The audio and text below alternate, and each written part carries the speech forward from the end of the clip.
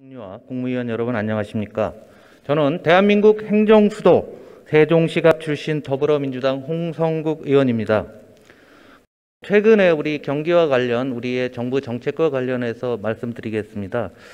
1990년대 일본 사례를 한번 말씀을 드리면 90년에 그 일본에서 버블이 붕괴되면서 당시 일본 정부는 거의 10여 년에 걸쳐서 사실 경기부양책을 찔끔찔끔 냈습니다. 합치면 굉장히 많았는데 10년간 나눠서 냈다 보니까 일본은 그 이후에 일본의 경제 활력을 다 잃고 있죠. 그래서 잃어버린 20년을 지나 지금은 잃어버린 31년이 올해가 31년 차입니다. 또 가까이는 2012년에 남유럽 경제 위기 때를 한번 상기해 보면은요, 이태리나 그리스가 그 당시에 정부의 위기 상황 속에서 지금 우리가 겪고 있는 갈등, 유사한 사회 갈등이라든가 그리고 정책이 지연되면서 지난해 기준으로 해서 G7 국가인 이태리는 우리가 1인당 GDP에서도 추월을 했죠. 그리고 그리스는 잘 기억이 안 나실 거예요. 잊어졌기 때문에. 반면에 최근 미국 바이든 정부의 행정부의 경기부양책이라든가 아마 공약을 보게 되면 야, 이게 과연 미국일까라는 생각이 들 정도의 어떤 정책들이 많이 나오고 있습니다. 뭐 재난지원금을 수표로 지급한다든지 또 최저임금 2배 인상도 공약에는 들어가 있습니다. 그리고 에너지와 수도 비용 지원, 드디어는 빈곤층의 영양 및 정신건강까지 지원하는 정책을 지원하고 있습니다. 그런데 제가 왜 이런 질문을 하시는지 아시겠지만 우리 정부 쪽에서는 재정 안정성에 너무 집착하는 게 아니겠습니까? 이거는 경제는 제가 일본이나 이태리, 그리스 사례를 말씀드렸듯이 한 번 꺾이면 회복하는데 엄청난 시간이 걸리지 않습니까? 이 부분에 있어서 정부의 적극성 문제가 코로나 발생 이후 1년이 지났는데 개선이 안 되고 있다라는 거죠. 어떻게 생각하시는지요? 예, 뭐 이제 그런 시각도 있는 것 같고요.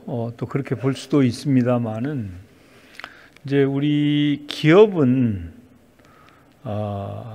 직접 코로나19 때문에 피해를 받고 있는 기업을 제외하고는 그래도 비교적 건전한 편이라고 생각이 됩니다. 그래서 필요하면 기업에게 금융 지원을 하기 위해서 만들어 놓은 기금이 있는데 이것을 다 쓰지 않아도 별 문제가 없는 그런 상황.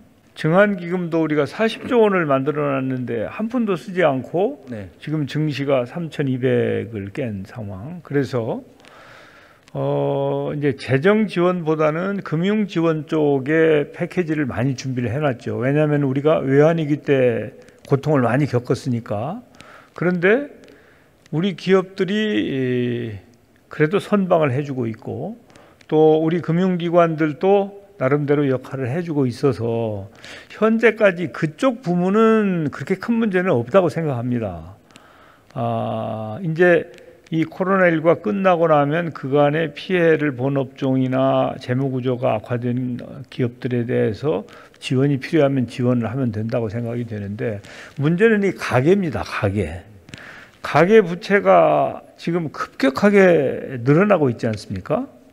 그래서 이 가계가 지탱하지 못할 때 사실은 이 가계부채라고 하는 것에 자영업자들이나 소상공인들 것도 거기 포함되어 있다고 봐야 되거든요. 네, 맞습니다. 이쪽이 문제여서 저는 이쪽이 완전히 이제 다시 재기할 수 없는 상황으로 가지 않도록 정부가 더 역할을 해야 된다고 저는 생각을 하고 있습니다. 그래서 금방 지적하신 것처럼 재정 건전성도 매우 소중한 가치이지만 우리가 가계를 지키는 것, 이들이 완전히 재기불능 상태로 가지 않도록 필요한 조치를 제때 해주는 것, 이게 필요하다.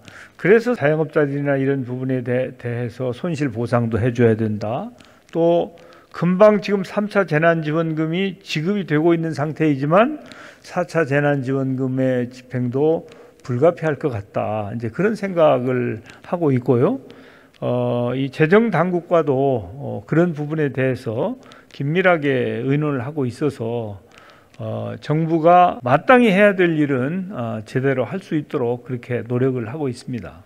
재정 적자 문제 어느 나라 마찬가지인데 지난해 미국, 영국, 스페인, 이태리 이런 나라들 보면 GDP의 10% 이상의 재정 적자를 냈거든요. 그렇습니다. 우리나라 아직 통계가 안 나왔지만 3-4% 수준인 것 같은데. 우리가 3.5%일 네네. 겁니다 아마. 그런데 이걸 딴 나라 수준을 한번 한국으로 환산하면 약 200조 정도가 됩니다.